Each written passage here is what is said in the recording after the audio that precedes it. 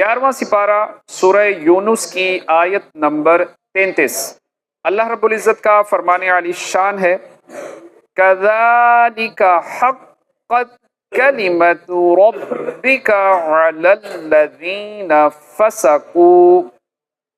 یوں ہی ثابت ہو چکی ہے تیرے رب کی بات فاسقوں پر، انہم لا یؤمنون، تو وہ ایمان نہیں لائیں گے۔ یعنی جس طرح یہ مشرکین حق سے گمراہی کی طرف پھیر دیے گئے، اسی طرح اللہ تعالی کے علم ازلی میں اس کا جو حکم اور قضا تھی وہ ان لوگوں پر ثابت ہو چکی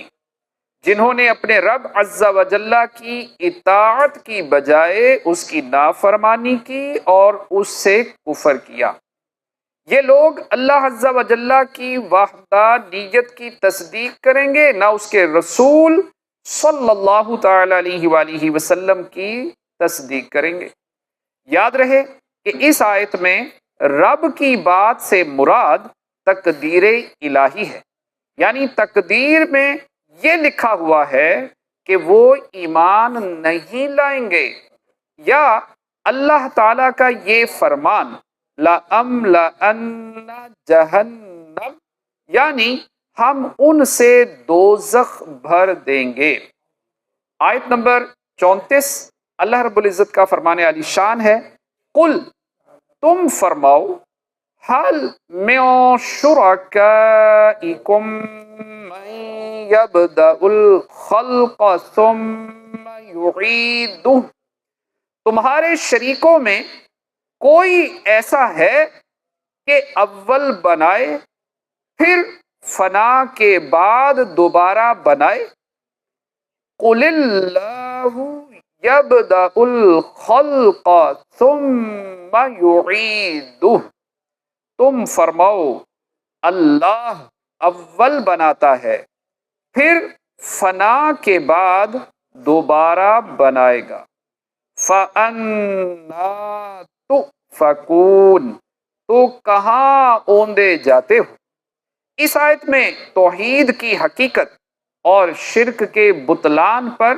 ایک اور دلیل بیان کی گئی ہے، اور یہ دلیل یوں دی گئی ہے کہ اے حبیب صلی اللہ تعالی علیہ وآلہ وسلم، آپ ان مشرکین سے فرما دیں کہ کیا وہ بت